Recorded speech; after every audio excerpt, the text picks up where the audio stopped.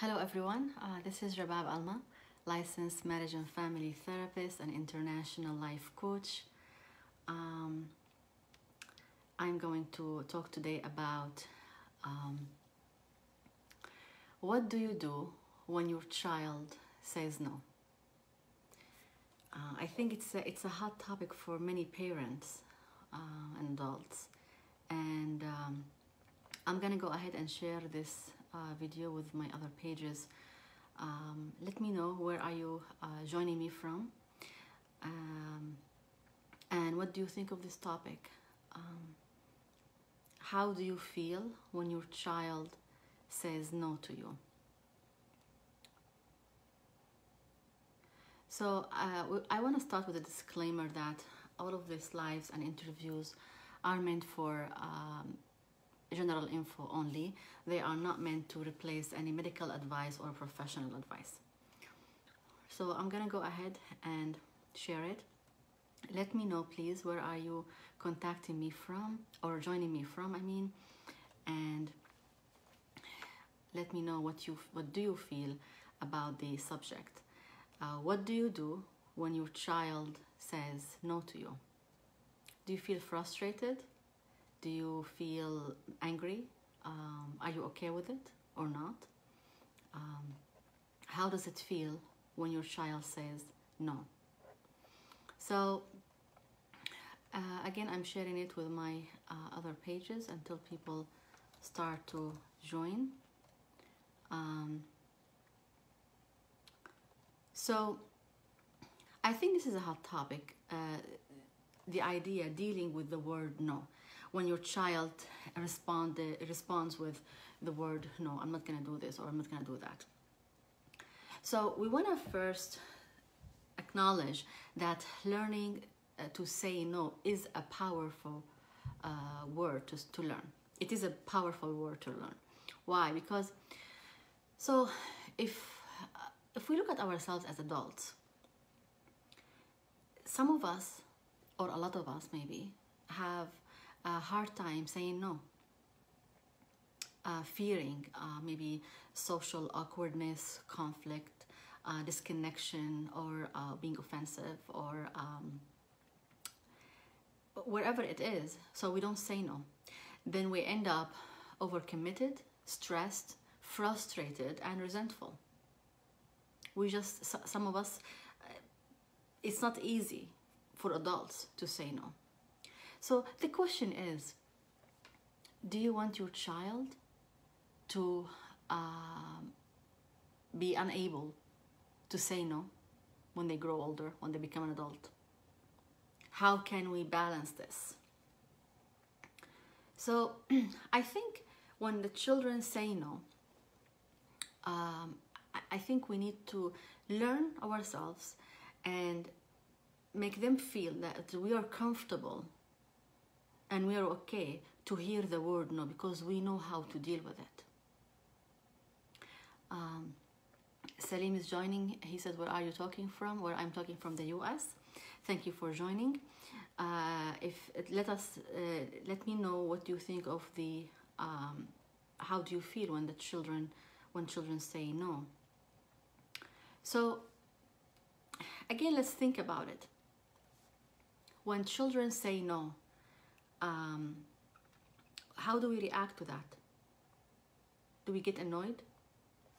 Do we yell? Do we take it personal? I think it's important for the children to say no when it comes to safety. We hear a lot of sexual abuse in so many communities.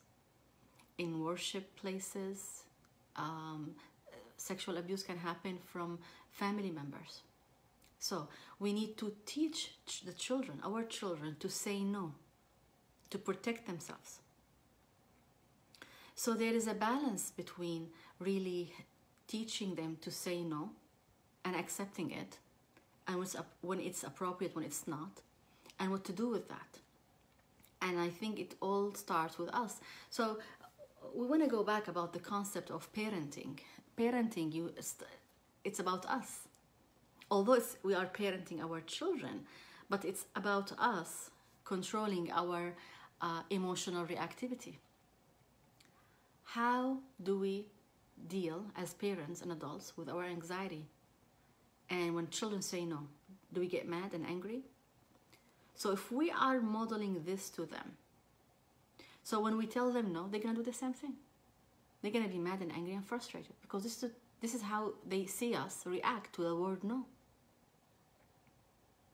So I think accepting no graciously goes a long way towards accepting the yes.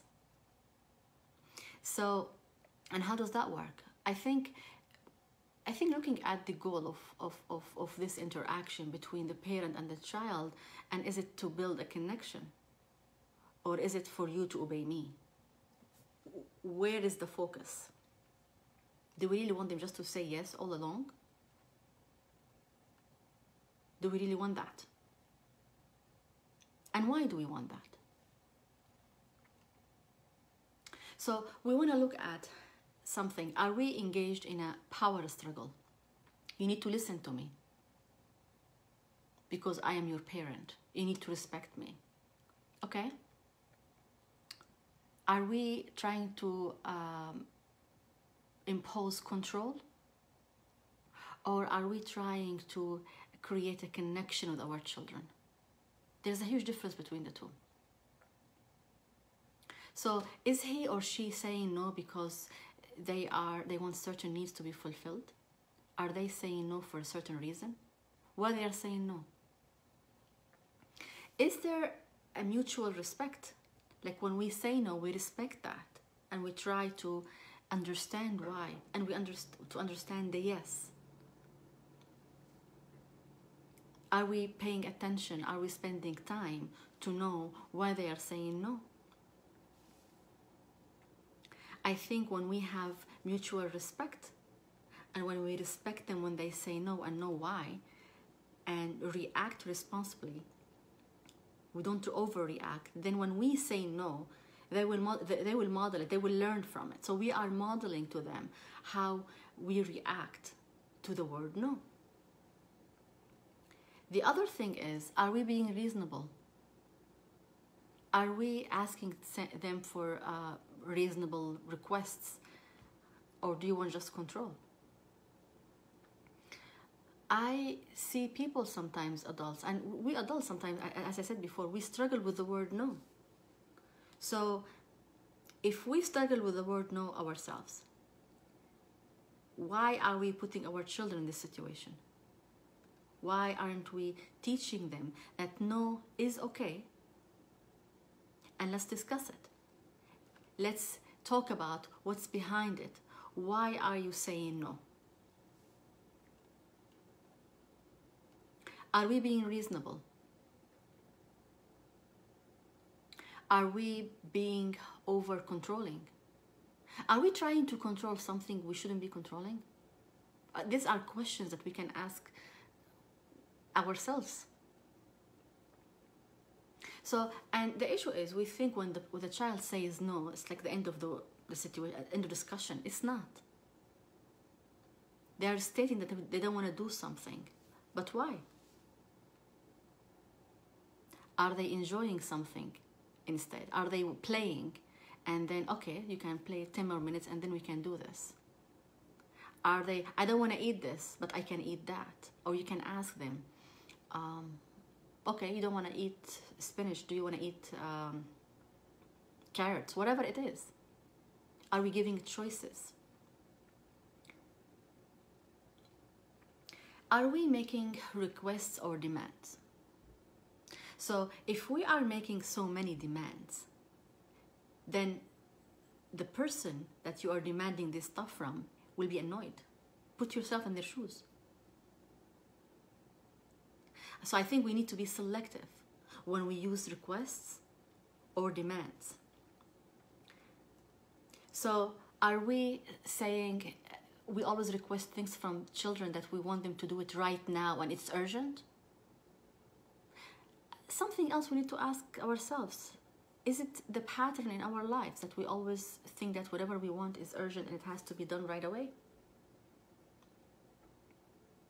So if you ask your child, go and play with your sister, and they said no. Do they really want some alone time for now? Some independence for this moment for an hour, and then they can play with her later on? You can have that discussion. I think sometimes we take the word no too personal, and we react to that. So we can empathize with the yes. So you don't want that, what do you want? And see the feeling. So parenting is work. It's not like do this or don't do that and yes and no. It's like an effort. It's spending time. It's connecting. It's understanding that person, that little person in front of us. This child that we are giving them orders. How do we balance the fact that they say yes and say no when it's appropriate? How many times we heard of stories that of adults, then they were molested when they were younger kids, and they couldn't say no, and they couldn't say and tell anybody. Why?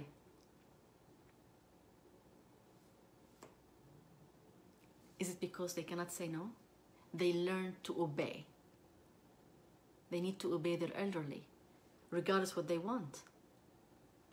That's very dangerous. It's unsafe. So here Marshall Rosenberg said, our requests are received as demands when others believe they will be blamed or punished if they don't comply. When people hear a demand, they see only two options, submission or rebellion. Either way, the person requesting is perceived as coercive, and the listener's capacity to respond compassionately to the request is diminished. So you hear sometimes, like, you see children, oh yeah, she's so close to her father. She's so close to her uncle. Have we ever asked ourselves why? What is it about that relationship? Why she or he always listen to this person, not to that? What is it about that connection? Why sometimes children feel compelled sometimes to listen to someone, not to listen to someone else? There are so many reasons, of course. I'm not going to discuss that in this short life. But I think it's important to explore. Is it the way we ask? Is it the way we validate their feelings? Is it the way we explore their yes? Is it the way we explore why they are saying no? Is it the way that we are just being so maybe controlling or maybe being unreasonable? We need to explore. We need to start changing how we make requests or demands. And what is it that we are requesting or demanding? But we know sometimes, like for instance, we need children to react quickly or to listen. If they're in the street, for instance, and crossing the road and hold my hand and they say no, you're not gonna wait until they say no or yes. You're just gonna hold their hands and protect them. But this is protecting them from imminent danger. So the question is everything in life is an imminent danger? Or are we treating everything as an imminent danger? I think this is important to think about. I think sometimes we take it personal. This is the reason, actually, one of the reasons why I studied psychology back in the days, like more than 10 years ago. I realized that my daughter was younger. Yeah, this was way younger. She's almost 22 now. And thank you, Jackie, for watching, and Yahya. So I started to have this gap, this conflict. Where is this coming from? So that's why I decided actually to study marriage and family therapy. That was the reason. I didn't know that this was my passion and this is what I wanted to do. I found that we are having so many conflicts and there's gaps, and of course she's been raised here, I was raised in a different place, so there's difference in culture and communication. That's understandable, but there is something about the communication, and I realized that I need to study, I need to do something about it, because she's a child. I think we adults need to be in control and try to change things and understand things and go deeper. So I think, excuse me, I'm not saying like every person needs to go and do, study masters in marriage and family therapy. I'm just sharing my story, but I think it starts with us as adults to understand what's going on inside of us. Are we taking the no personal?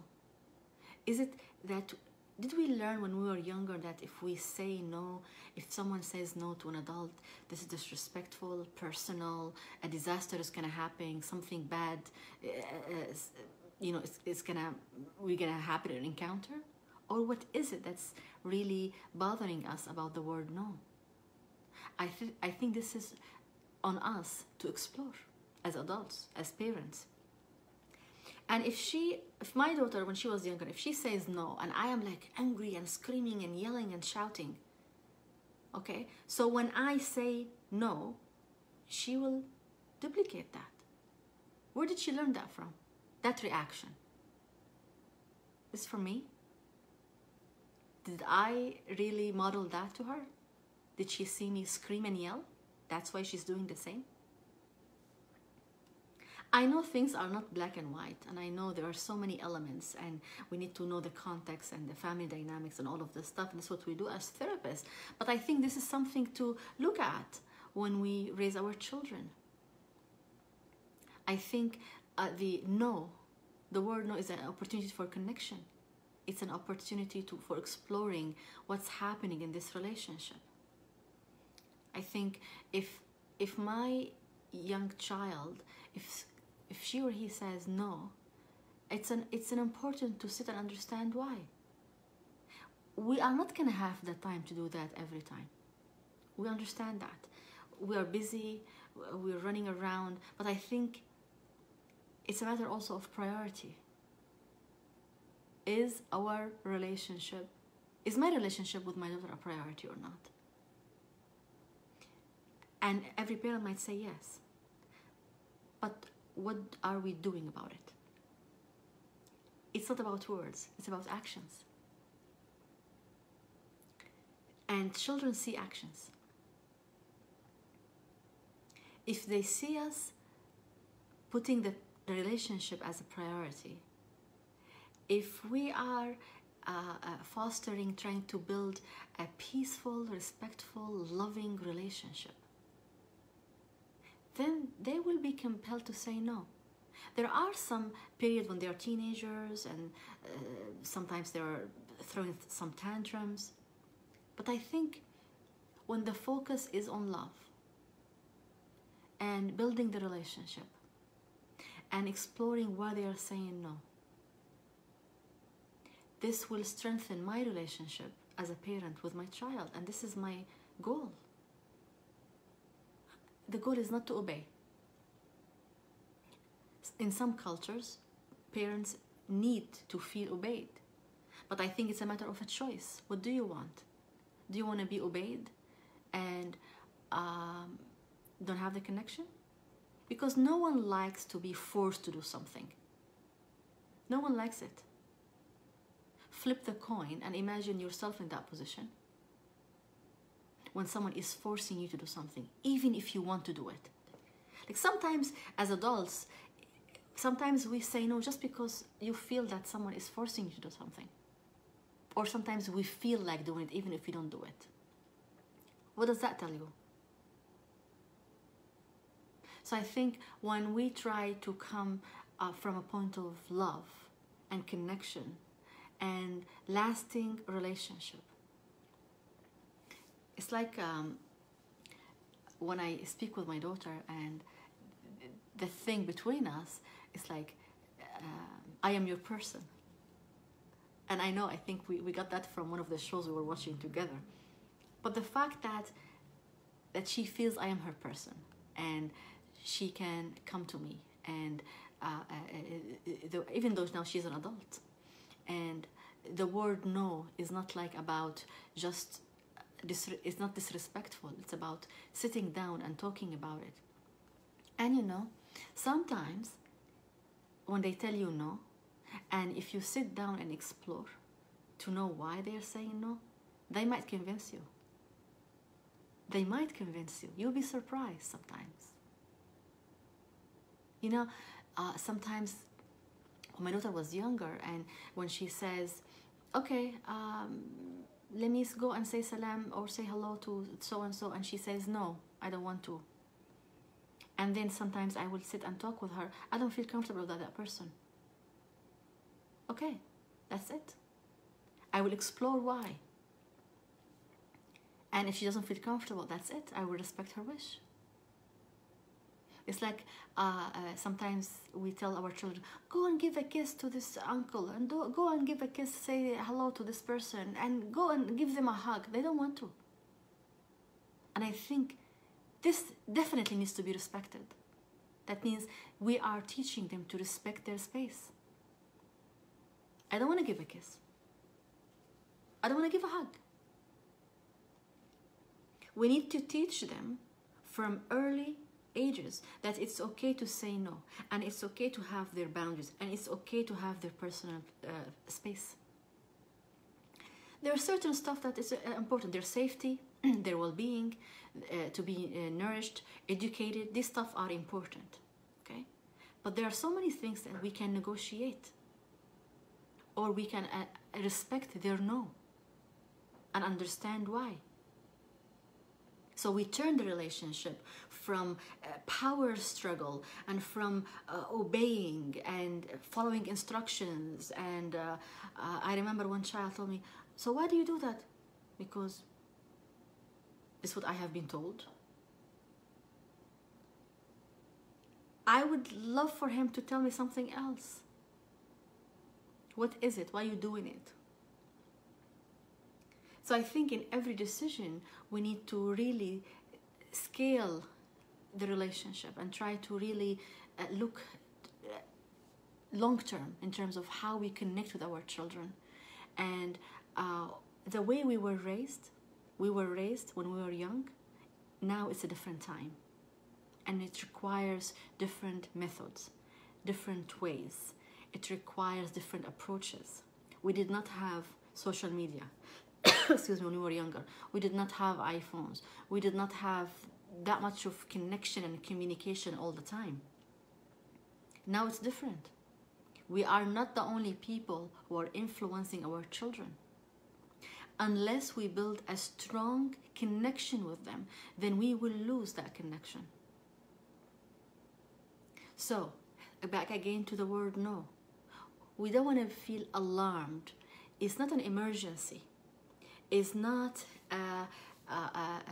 something like forbidden for them to say no. No, it's an opportunity to connect with them, to build another deeper connection, to go there where they are at, and build that love and connection and respect. I hope you liked this video, this live. If you liked it, please hit like and share. I will also download it to my YouTube, so if you'd like to watch it there, subscribe. You can always contact me via my via email, via my website, rababalma.com. And until I see you next time, stay well, and I wish you a wonderful evening. Thank you for watching, and good night.